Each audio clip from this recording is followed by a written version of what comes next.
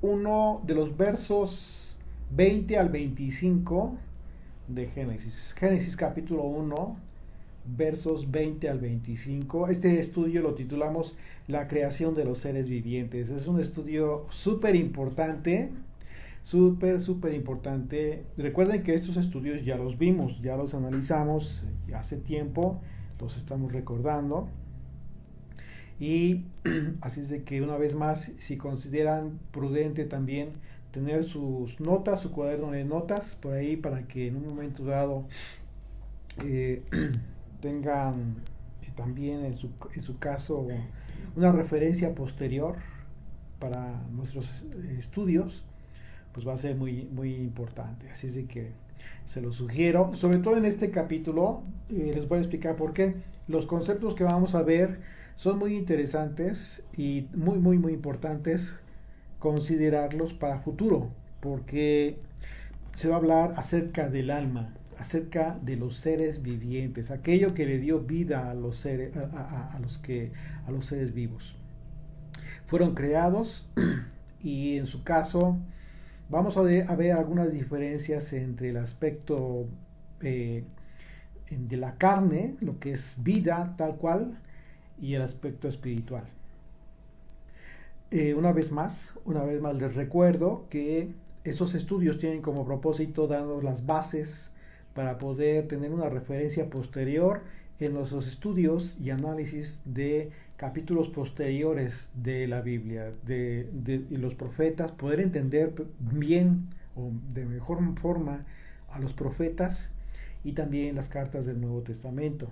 Así es de que esa es la intención y yo espero que en ese sentido pues sea una bendición eh, que podamos recibir todos juntos al analizar estos capítulos, estos pasajes. Ya llevamos varios estudios y solamente con el capítulo 1 del libro de Génesis.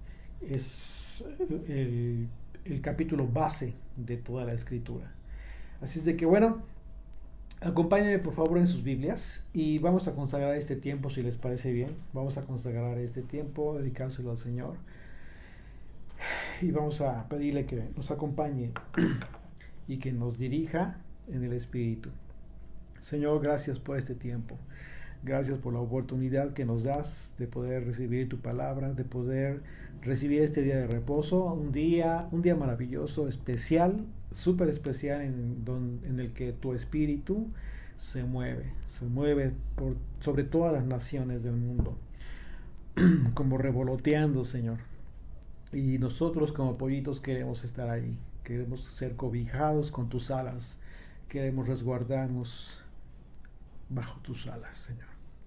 Gracias por esta gran oportunidad, por tanto amor que nos das, por guardarnos en el día de reposo, este día en que nos cobijamos, nos quedamos al lado tuyo, debajo de ti, bajo tu gobierno, y tú nos cuidas de todo mal, Señor.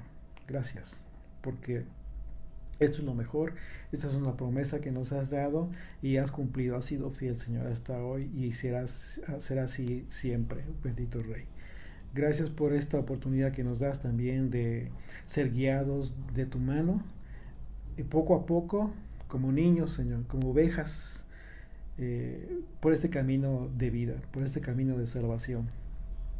Permítenos recibir en nuestro espíritu tu instrucción, tus palabras,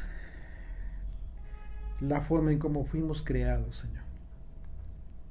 La razón de nuestra creación también.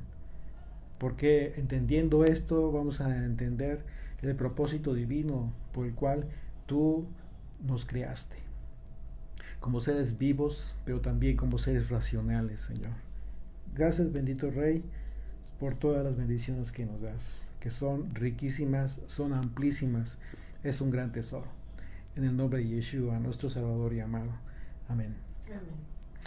Así es de que bueno, bien, vamos a iniciar.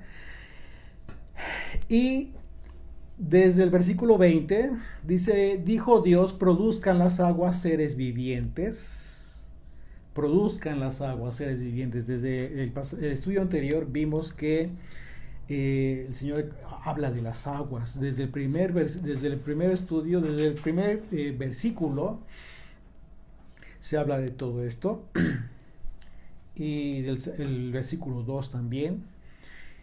Dice, produzcan las aguas seres vivientes. Vamos a subrayar ahí la palabra produzcan.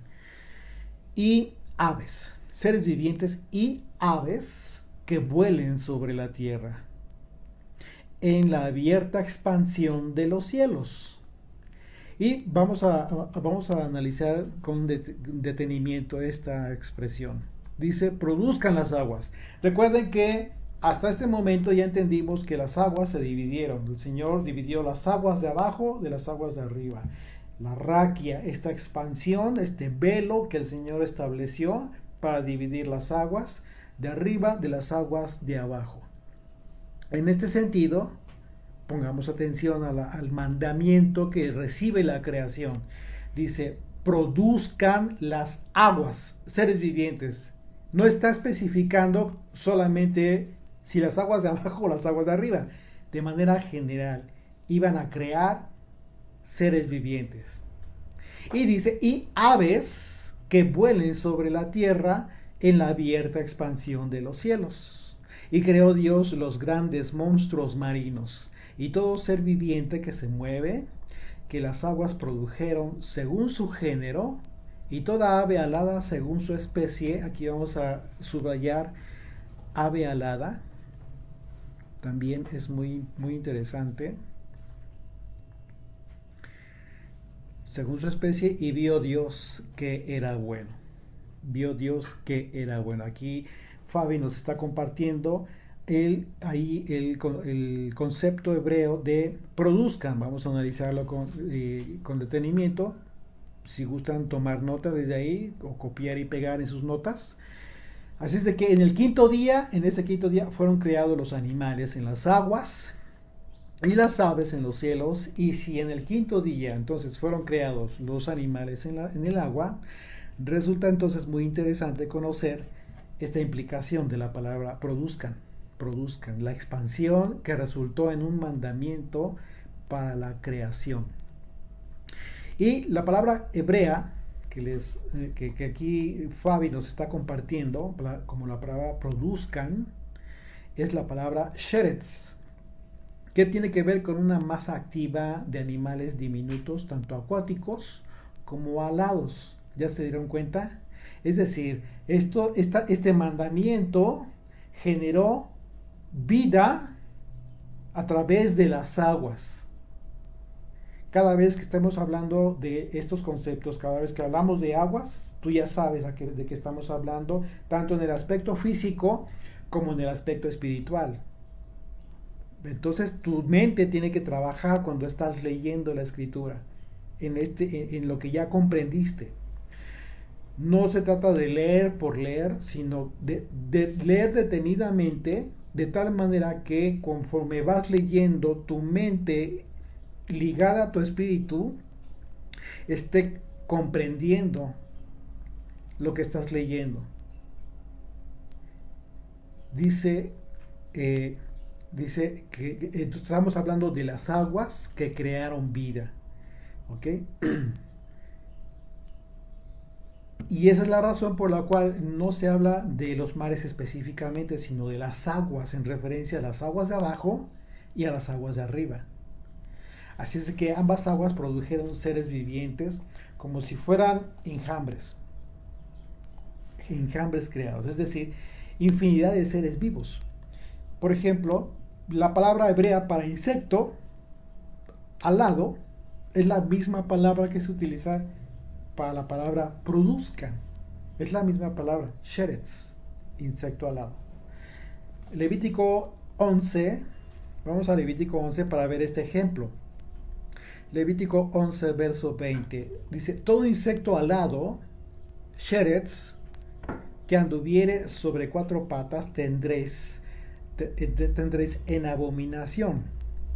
Pero esto comeréis de todo insecto alado, sheretz, que anda sobre 4 patas, que tuviere piernas además de sus patas, para saltar con ellas sobre la tierra. Aquí está haciendo una diferencia el Señor entre los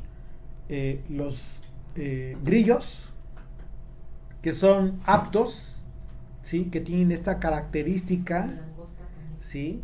La langosta, que son aptos para comer, ¿sí? Y hace una diferencia de aquellos que, aunque son alados, no son aptos. ¿De acuerdo a qué? De acuerdo a la condición en que se encuentran sus patas. Una característica muy especial que debes de, de tomar en cuenta. Por ejemplo, aquí en México hay un insecto que en algunas regiones, en algunos estados de aquí de México, se acostumbra a comer, que le llaman jumiles.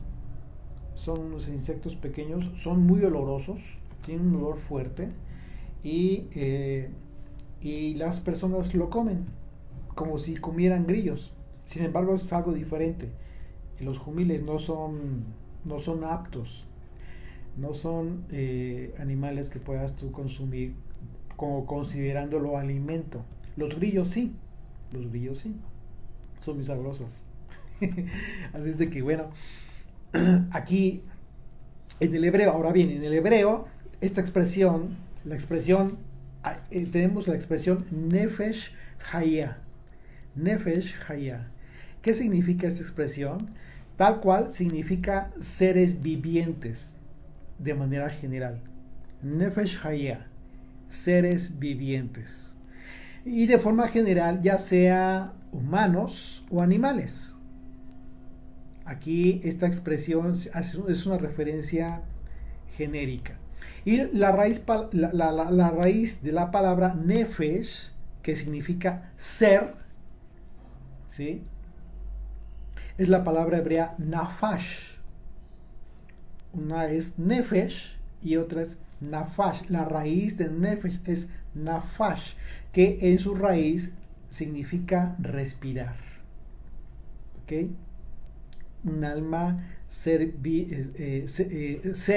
vida, persona, corazón, se puede traducir de distintas formas, de estas distintas formas, de acuerdo al pasaje que estamos nosotros analizando. Y en ese sentido, el significado fundamental pareciera tener una relación con la forma del verbo para nafash, que es poco frecuente en la escritura, y este nombre se refiere a la esencia de la vida, que es la respiración, el tomar aliento, ¿sí?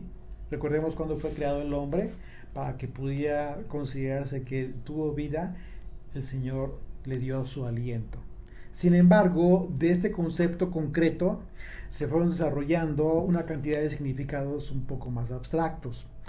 Por otro lado, el término nefesh, vamos a poner atención al término nefesh en el hebreo, que es traducido literalmente como alma, tu nefesh, tu alma, en referencia a una criatura, tiene que ver con una criatura que respira. ¿Ok? ¿Qué te dice esto? Bueno, una persona, un animalito, ¿sí? Que muere, en ese momento no podría considerarse que tiene nefesh, que tiene alma, es decir, expiró, el animal ya no tiene vida. Igual en el caso de un humano, en el momento que deja de respirar, ¿sí? Deja de tener alma. Este cuerpo finalmente deja de tener esta esencia de la vida. Y bueno, el problema aquí hay un asunto que tú y yo debemos de tratar de entender muy bien, porque hay un problema en el sentido de que no existe en nuestro idioma, en nuestra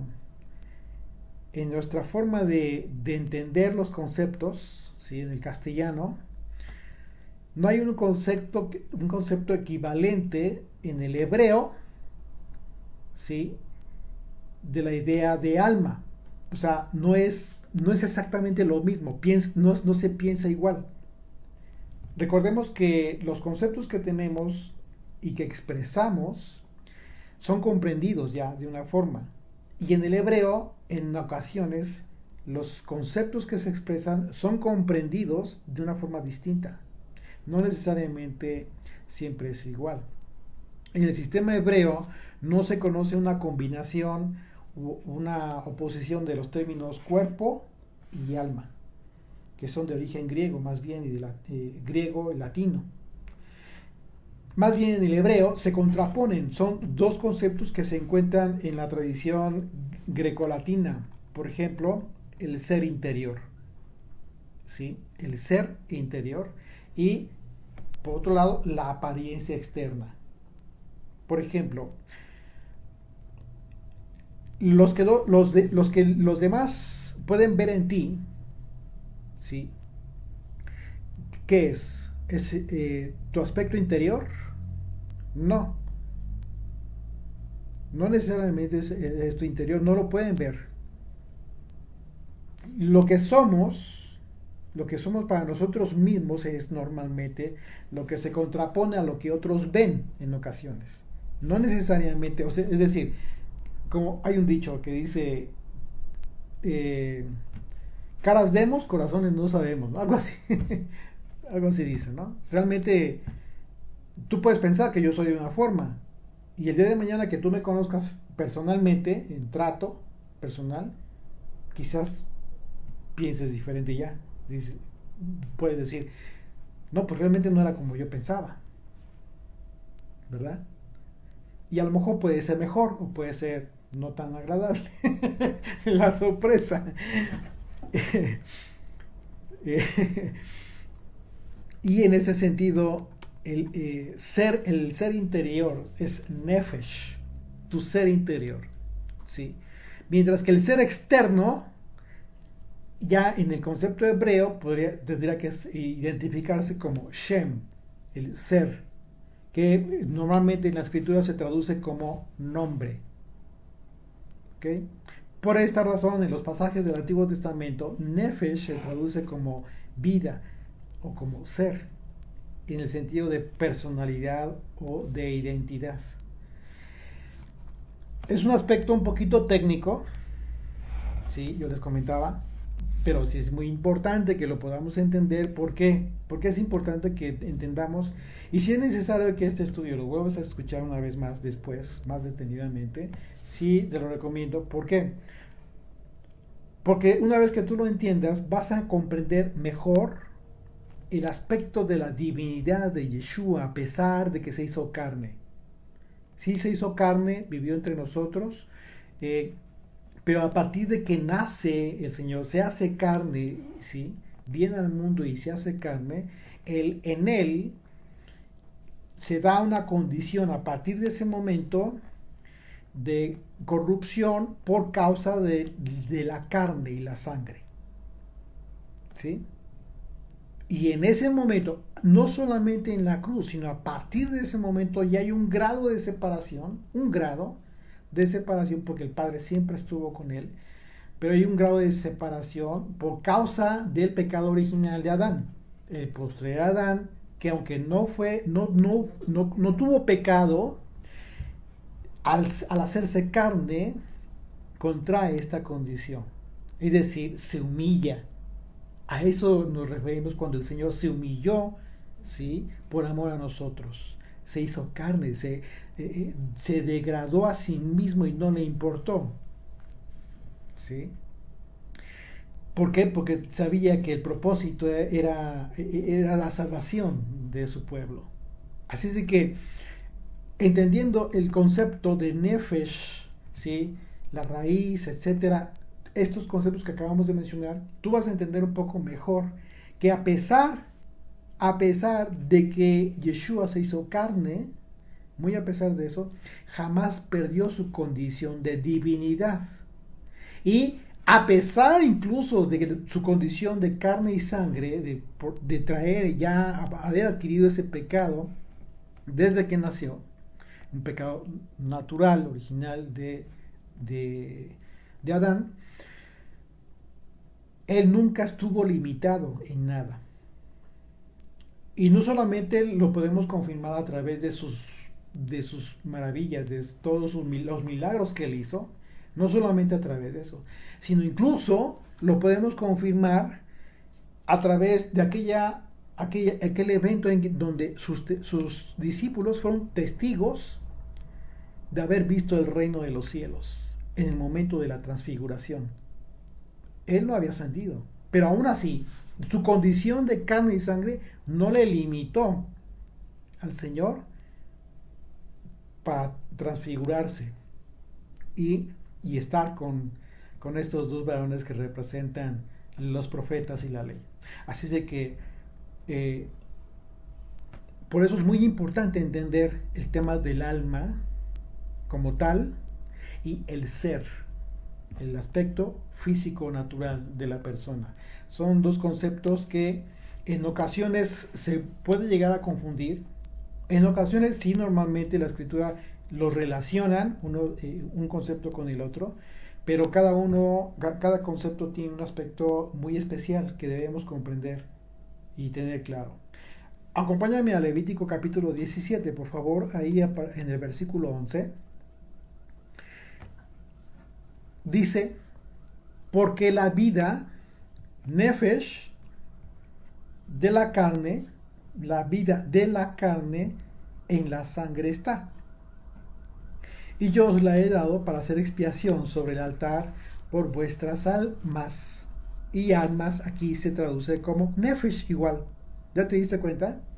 Aquí está lo relevante, lo importante de lo que estamos hablando. La vida que tiene que ver con nefesh, que se traduce como nefesh, estamos hablando de un aspecto físico, natural. Dice, de la vida de la carne en la sangre está, y yo os la he dado para hacer expiación sobre el altar por vuestras almas. Y aquí ya estamos hablando de un aspecto que no es físico, sino que tiene que ver con un aspecto espiritual. Pero se traduce de la misma manera, como nefesh. Y la misma sangre hará expiación de la persona. Una vez más regresamos al aspecto físico, pero el concepto es el mismo, nefesh, en el hebreo. ¿Te das cuenta? Porque es fundamental entender la diferencia que nosotros sí podemos en un momento dado tener claro aquí. ¿Por qué? Si nosotros entendemos estos conceptos y la raíz, entonces vamos a entender que la raíz de nefesh tiene que ver con un aspecto físico y que habla, en este caso, por ejemplo, de este pasaje, de la persona y habla de la vida física, del ser. ¿Ok? Nefesh Hayah, la palabra nefesh traducida como ser y en ocasiones como alma, implica en lo más elemental una semilla que produce vida. Su raíz significa refrigerio e incluso respirar. En algunos pasajes de la escritura, esta nefesh, esta alma, se menciona por primera vez aquí en este pasaje, precisamente a partir de los peces, las aves y el mundo animal. Incluso más adelante en relación a la creación del hombre, lo vamos a ver con detenimiento también, muy interesante. Esta palabra se traduce en la Septuaginta. Si tú acudes a la Septuaginta te vas a dar cuenta que recordemos que es la primera traducción, la Septuaginta, la primera traducción que se hizo del hebreo, ¿sí?, del Antiguo Testamento, así es al griego, y se traduce como psique, la psique del griego, y no se traduce como bios, que significa vida física. Muy interesante, ¿no? Muy interesante porque aquí aquellos 72 rabinos tradujeron esta palabra como un aspecto en la mente, ¿sí? Pero no se traduce como vida física, que sería en el griego bios.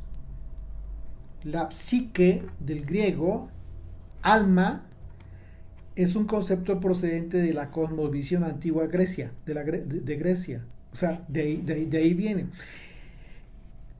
Y da a entender lo que tiene que ver con la fuerza vital de la persona, del ser vivo, del individuo, ¿sí?, que está ligada a la vida de la persona, por supuesto. Y en este caso, el término se mantiene en varias doctrinas, varias escuelas de esa misma manera. Así es que Nefesh, en las diversas versiones que nosotros podemos leer, pudiera ser traducida de esta manera. La palabra hebrea nafash, por otro lado, que habíamos dicho que es la raíz de esta palabra, significa respirar. Es algo más profundo que ya te habla literalmente del aspecto físico que da vida. Nafash, como respirar, tomar aliento, descansar. Y este verbo que parece tener una relación con la palabra hebrea nefesh, ¿sí? Está muy relacionado. ¿Sí? Lo vemos en diversos pasajes bíblicos. Vamos a ver en qué pasajes lo podemos ver para ver cuáles son de qué manera se traduce. Éxodo capítulo 23, verso 12. Dice: 6 días trabajarás y al séptimo día reposarás, para que descanse tu buey y tu asno y tome refrigerio. Aquí la palabra refrigerio es la palabra nafash. Ajá. El hijo de tu sierva y el extranjero. Otro pasaje, Éxodo capítulo 31, verso 17. Dice: señales para siempre entre mí y los hijos de Israel, porque en 6 días hizo el Señor los cielos y la tierra, y el séptimo día cesó y reposó. Aquí la palabra reposó se traduce como nafash, literalmente. ¿Sí? Recuerden que se traduce como respirar, tomar aliento, descansar. Otro pasaje, vamos a ver otro pasaje, 2 de Samuel, capítulo 16, verso 14. Dice: y el rey y todo el pueblo que con él estaba llegaron fatigados y descansaron allí. Aquí la palabra descansaron también se traduce como nafash. Ahora bien, una vez que ya estamos comprendiendo estos conceptos y las diferencias de acuerdo a los distintos contextos en que se encuentran en las escrituras, vamos a entender la razón por la que las aguas produjeron seres vivos. ¿Cuál fue el propósito? ¿Cuál fue la razón? La palabra hebrea que aquí se utiliza para describir a las aguas que producen animales es la palabra main. Y una probabilidad es que se está hablando de Mayim Hayim, que tiene que ver con aguas de manantiales. Mayim Hayim, aguas de manantiales. Ahora, ¿por qué estamos hablando de una probabilidad? Precisamente porque en diversos pasajes de la Escritura se describen a las aguas vivas, ¿sí? Como aquellos lugares donde nace el agua, o lugares de donde brota de la tierra el agua. Vamos a ver un ejemplo que sucedió precisamente con Isaac, ¿sí? En donde tenía ahí conflicto con algunos otros por causa de aquellos pozos que Abraham, su padre, había descubierto, en donde había precisamente aguas vivas, se describe la escritura. Génesis capítulo 26, acompáñame tu Biblia, Génesis capítulo 26. A partir del verso 17, dice: e Isaac se fue de allí y acampó en el valle de Gerar y habitó allí. Y volvió a abrir Isaac los pozos de agua que habían abierto en los días de Abraham su padre, y que los filisteos habían cegado después de la muerte de Abraham, y los llamó por los nombres que su padre los había llamado. Verso 19. Pero cuando los siervos de Isaac cavaron en el valle y hallaron allí un pozo de aguas vivas, los pastores de Gerar riñeron con los pastores de Isaac, diciendo: el agua es nuestra. Por eso llamó el nombre del pozo Eseg, porque habían altercado allí. Bueno, en este pasaje, como en muchos otros de la escritura que podemos ver, Se hace una referencia especial a este tipo de aguas designándolas como aguas vivas. Estas aguas en el origen fueron las que produjeron vida creando eh, seres vivos en el principio, tal cual el mandamiento que el Señor le dio a la creación. Y por otro lado, estas aguas que fueron las que crearon vida desde el principio, en otros pasajes de la escritura son comprendidas como desde el punto de vista alegórico, que también es importante entenderlo, desde un punto de vista alegórico profético, de acuerdo a los conceptos bíblicos, por lo que representan en sí mismas. ¿Por qué? Porque las aguas que produjeron vida en abundancia, según la escritura, que es lo que producen en las personas que antes de tener a Dios son como muertos vivientes. Vida, precisamente. Vida en abundancia, vida donde hay muerte. Estas aguas vivas proféticamente representan aquello que produce vida en quienes las reciben. En ese sentido, el profeta Zacarías habla de ese tema, como otros profetas, y se refirió a la guerra en que Dios estará con Israel en aquel tiempo, con Jerusalén, en donde saldrán aguas vivas y darán vida a todo aquel que no haya dado frutos. Es aquí donde el análisis de los conceptos de los primeros versículos, como les comentaba al principio, de la Biblia, pues resulta muy importante, ¿sí? Porque tiene que ver precisamente de donde podemos apoyarnos para comprender las profecías y en consecuencia el evangelio de Yeshua. Porque todo va en consecuencia. Yeshua habló de todo esto. Toda su doctrina, toda la disertación de Jesucristo y los apóstoles está basado precisamente en estos conceptos que son base para nuestra comprensión bíblica. Como en este caso veremos la importancia de entender lo que representan en el lenguaje bíblico los simbolismos de las aguas que producen vida. Vamos a ver Zacarías capítulo 14. Vamos a ver cómo el profeta habla de estas aguas vivas y lo que producen. Fíjate. Vamos a leer desde el versículo 6, por favor, ahí en tu Biblia, acompáñame. A Zacarías 14, verso 6. Dice, y acontecerá que en ese día no habrá luz clara ni oscura, y será un día el cual es conocido del Señor, que no será ni de día ni noche.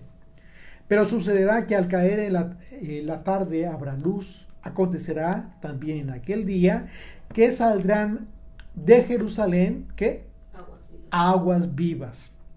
La mitad de ellas hacia el mar oriental y la mitad hacia el mar occidental en verano y en invierno. Y el Señor será rey sobre toda la tierra. En aquel día el Señor será uno y uno su nombre. Toda la tierra se volverá como llanura. Vamos a subrayar este concepto, llanura, porque va a ser importante respecto al contraste de aguas vivas. Dice, desde Geba hasta Rimón, al sur de Jerusalén, y esta será enaltecida y habitada en su lugar desde la puerta de Benjamín hasta el lugar de la puerta primera, hasta la puerta del ángulo, y desde la torre de Hananeel hasta los lagares del rey. Verso 11. Y morarán en ella, y no habrá nunca más maldición, sino que Jerusalén será habitada confiadamente. Y esta será la plaga con que herirá el Señor a todos los pueblos que pelearon contra Jerusalén. La carne de ellos se corromperá, y estando ellos sobre sus pies, y se consumirán en las cuencas sus ojos. Y la lengua se les deshará en su boca. Está hablando de un juicio terrible para todos aquellos que hayan sido enemigos del pueblo del Señor. Y acontecerá en aquel día que habrá entre ellos gran pánico enviado por el Señor, y trabará cada uno de la mano de su compañero y levantará su mano contra la mano de su compañero, y Judá también peleará en Jerusalén. Y serán reunidas las riquezas de todas las naciones de alrededor, oro y plata y ropas de vestir en gran abundancia. Verso 15. Así también será la plaga de los caballos, de los mulos, de los camellos, de los asnos y de todas las bestias que estuvieron en aquellos campamentos. Verso 16. Y todos los que sobrevivieren de las naciones que vinieron contra Jerusalén, los que sobrevivieren, ¿sí?, subirán de año en año para adorar al Rey, al Señor de los ejércitos y a celebrar, ¿qué?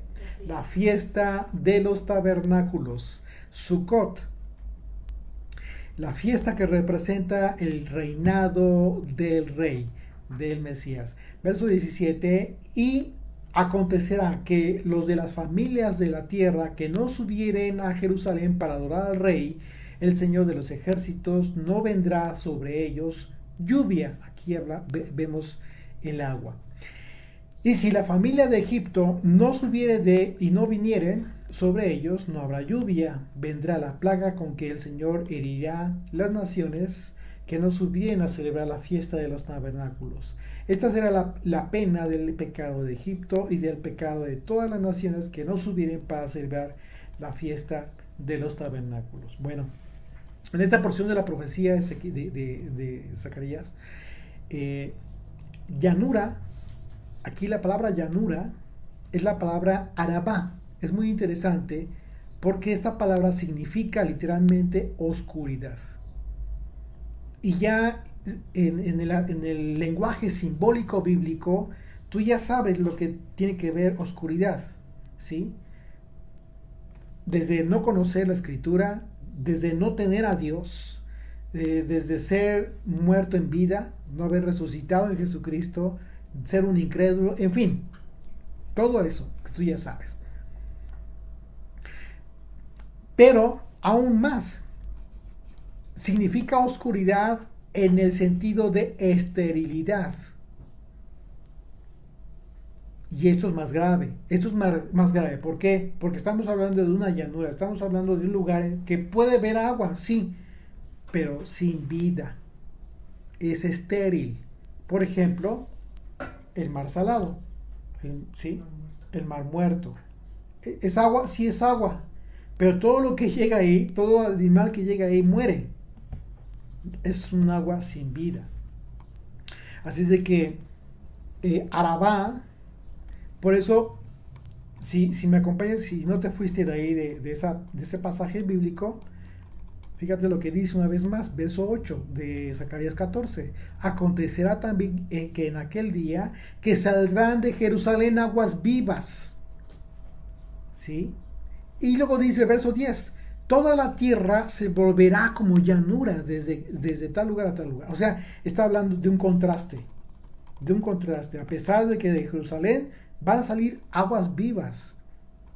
Así es de que en Jerusalén va a haber vida, mientras que en toda la tierra va a haber esterilidad. No va a haber frutos. Así es que la profecía, al describir que las aguas vivas saldrán de Jerusalén, esto es una referencia al hecho de que de la ciudad del gran rey saldrá la Torá, la ley del Señor. Isaías capítulo 2. Vamos ahora a Isaías capítulo 2. A partir del verso 2, por favor, acompáñame en tu Biblia. Acontecerá en lo postrero de los tiempos que será confirmado el monte de la casa del Señor como cabeza de los montes. El poderío de poderíos, el poder de los poderes. Y será exaltado sobre los collados, y correrán a él todas las naciones, y vendrán muchos pueblos, y dirán: venid y subamos al monte del Señor, a la casa del Dios de Jacob, y nos enseñará sus caminos, nos enseñará su ley, y caminaremos por sus sendas. Porque de Sión saldrá la ley, y de Jerusalén la palabra de Yud-Hei Vav-Hei. Y juzgará entre las naciones, y reprenderá a muchos pueblos, y volverá sus espadas en rejas de arado, y sus lanzas en hoces. No alzará espada nación contra nación, ni se adiestrarán más para la guerra.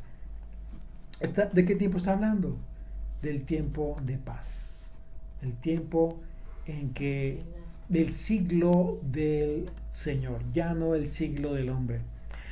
Isaías está hablando del mismo evento en el que Dios vencerá a los enemigos de su pueblo. Esta es la razón por la que Yeshua se refirió a las aguas vivas como las aguas que darían discernimiento a ti y a mí para darle honra a nuestro Dios. Y lo expresó nada menos que en el último día de la gran fiesta de los tabernáculos de Sukkot. Juan capítulo 7, vamos a recordar esto, verso 37. En el último y gran día de la fiesta, estamos hablando de la fiesta de Sukkot, Yeshua se puso en pie y alzó la voz diciendo: si alguno tiene sed, venga a mí y beba. ¿Qué te está diciendo? Si tú quieres tener vida, ven a Jesucristo y recibe la vida. Toma aguas de vida. El que cree en mí, como dice la Escritura, es decir, tú debes de creer en Yeshua conforme a la comprensión de todos estos conceptos que refieren vida. De tu interior correrán aguas vivas, agua viva, ríos de agua viva. Una vez más, una referencia a las aguas que producen vida. Ya estás conectando el momento de la creación cuando Dios da la orden y dice que las aguas produzcan vida, vida física. Pues la comprensión de ese concepto te va a permitir entender mucho mejor cuando Jesucristo te dijo: ven a mí para que tengas vida. Eres un ser creado, sí, pero aún sin vida en el espíritu. Tienes vida física, pero aún te falta tener vida en el espíritu. Esto dijo del Espíritu que habían de recibir los que creyesen en él, pues aún no había venido el Espíritu Santo, porque Yeshua no había sido aún glorificado, no había sido llevado a la cruz y había resucitado, no había llegado a este momento aún. Pero es condición que tú vengas a él para que tengas vida. Verso 22, regresamos a Génesis 1. Verso 22. Dice: y Dios los bendijo diciendo: fructificad y multiplicaos. ¿A quién bendijo? ¿A quién bendijo Dios? Dice, y Dios los bendijo a todos los seres creados, a toda la creación, a los seres vivos. Fructificad y multiplicaos y llenad las aguas en los mares, y multiplíquense las aves en la tierra. Y fue la tarde y la mañana el quinto día.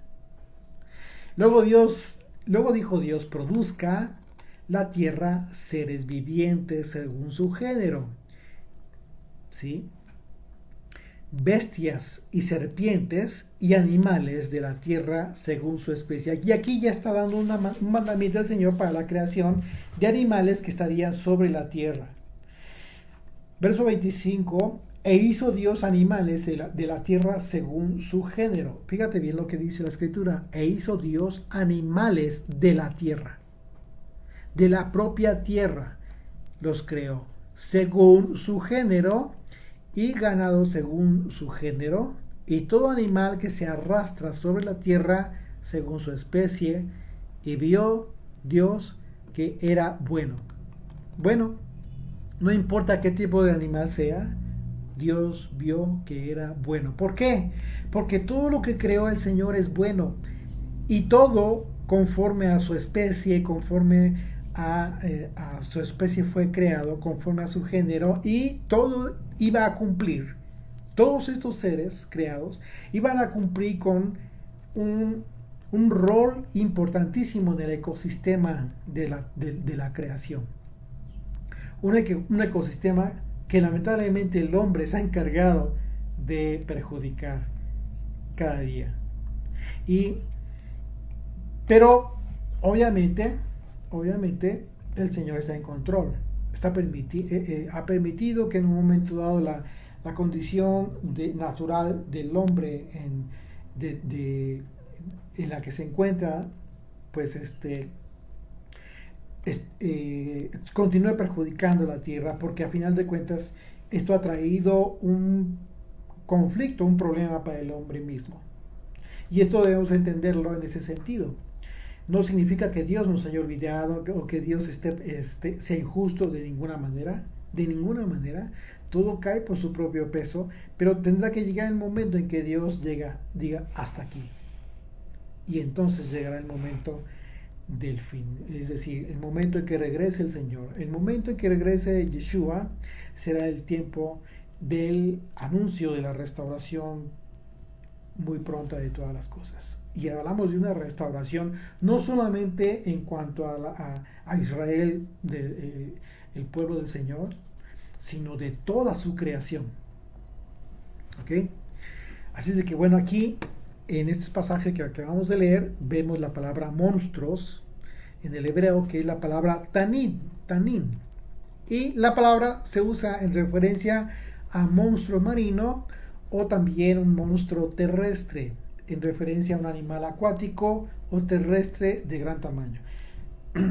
Que de manera general podríamos hablar de animales muy grandes, ¿no? Por ejemplo, en el caso de los mares, podemos hablar de las ballenas, podemos hablar de animales enormes, ¿no? Que existen, que son bestias, que son monstruos, literalmente, ¿no? En la tierra también, hoy en día y en su momento existían los mamuts que fueron extinguidos, hoy los elefantes, jirafas, eh, hay vestigios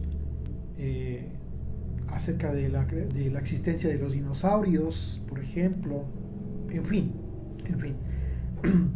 Que en un momento dado han sido especies que se han extinguido, ¿sí? No nos vamos a meter en el tema de si la razón de su extinción, pero recordemos que todo tiene un ciclo, sobre todo hablando de la creación del Señor, y todo tiene un propósito. Y por alguna razón, si estos seres extraordinarios, los dinosaurios, dejaron de existir, pues y hay muchas teorías que ahí mezclan, ¿no? Relacionadas con el tema de que si realmente los dinosaurios tienen que ver con aquella mezcla de los seres caídos, de los eh, de los vigilantes que fueron rebeldes contra Dios y se mezclaron con mujeres humanas y se crearon gigantes que pecaban contra la naturaleza, contra el hombre, etcétera, etcétera. Hay muchas cosas, mucha información que de repente divaga mucho y se despega ya de una conciencia, de una realidad. Así es de que el consejo que yo te doy es que de repente, si te interesa el tema, pues busca información seria, científica, ¿sí?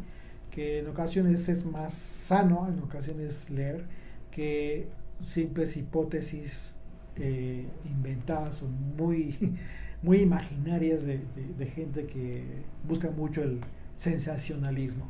Eso no es bueno y no te ayuda en nada. El estudio de la escritura debe tener un propósito espiritual sano, ¿sí? Edificarte, también cultural, por supuesto, pero más de eso ya no es bueno.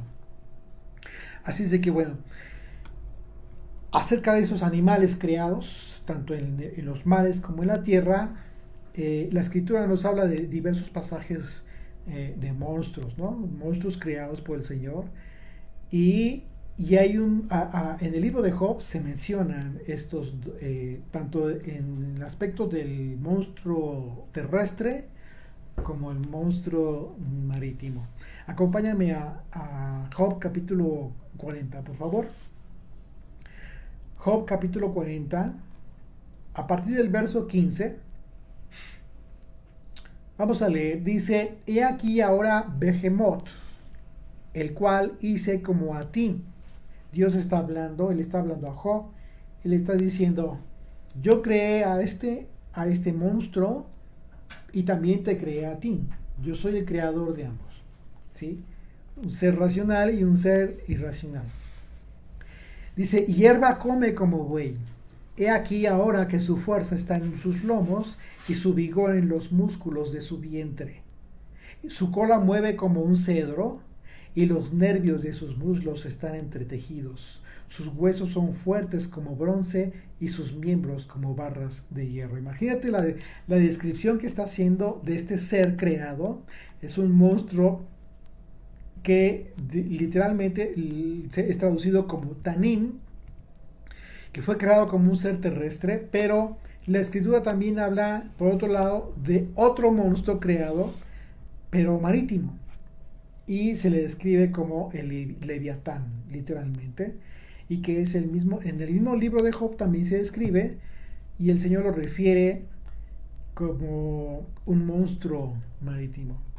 Y, pero, vamos, yo te voy a pedir que vamos a leer este pasaje, el capítulo 41 de Job, lo vamos a leer, y te voy a pedir que pongamos atención a la descripción que se hace de este ser, para que tú te des cuenta que independientemente que el Señor está hablando de un ser que se entiende que fue creado físicamente y que existió físicamente hablando, pero que también tiene una implicación espiritual. ¿Me ayudas a leer, por favor, el capítulo 41 todo?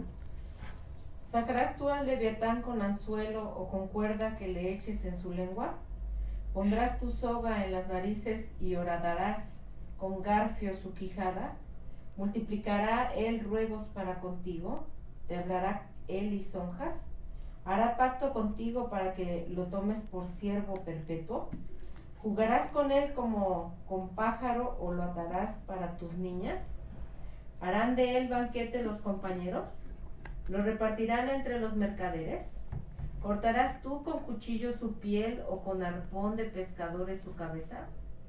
Pon tu mano sobre él, te acordarás de la batalla y nunca más volverás.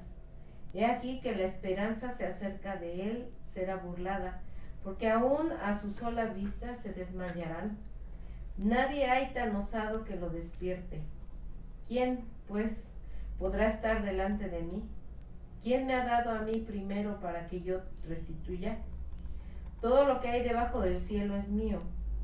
No guardaré silencio sobre sus miembros, ni sobre sus fuerzas y la gracia de su disposición. ¿Quién descubrirá la delantera de su vestidura? ¿Quién se acercará a él con su freno doble? ¿Quién abrirá las puertas de su rostro? Las hileras de sus dientes espantan. La gloria de su vestido son escudos fuertes, cerrados entre sí estrechamente. El uno se junta con el otro. ¿Qué viento no entra entre ellos? Pegado está el uno con el otro. Están trabados entre sí, que no se pueden apartar. Con sus estornudos enciende lumbre, y sus ojos son como los párpados del alba. De su boca salen hachones de fuego, centellas de fuego proceden. De sus narices sale humo, como de una olla o caldero que hierve. Su aliento enciende los carbones y de su boca sale llama. En su cerviz está la fuerza y delante de él se esparce el desaliento. Las partes más flojas de su carne están endurecidas. Están en él firmes y no se mueven. Su corazón es firme como una piedra y fuerte como la muela de abajo. De su grandeza tienen temor los fuertes, y a causa de su desfallecimiento hacen por purificarse. Cuando alguno lo alcance, ni espada, ni lanza, ni dardo, ni coselete durará. Estima como paja el hierro, y el bronce como leño podrido. Saeta no le hace huir, las piedras de honda le son como paja. Tiene toda arma por hojarasca, y del blandir de la jabalina se burla. Por debajo tiene agudas conchas, imprime su agudez en el suelo. Hace hervir como una olla el mar profundo, y lo vuelve como una olla de ungüento. En pos de sí hace resplandecer la senda, que parece que el abismo es cano. No hay sobre la tierra quien se le parezca. Animal hecho, exento de temor. Menosprecia toda cosa alta, es rey sobre todos los soberbios. Es rey sobre todos los soberbios. Fíjate cómo lo describe el Señor. Sí, habla de desaliento, lo describe con algunos conceptos muy característicos que de repente te brincan y te hacen ver una actitud, la actitud propia de quién, de Satanás. Así es de que una probabilidad es que el Señor, al hacer esta descripción tan terrible de este ser creado por Él mismo, pudiera ser también una referencia a un ser que en el espíritu de Satanás haya estado o esté en él, en este ser. No que sea él, sino que su espíritu esté en él. Y sin embargo, en este sentido, pues hay opiniones diversas a este respecto.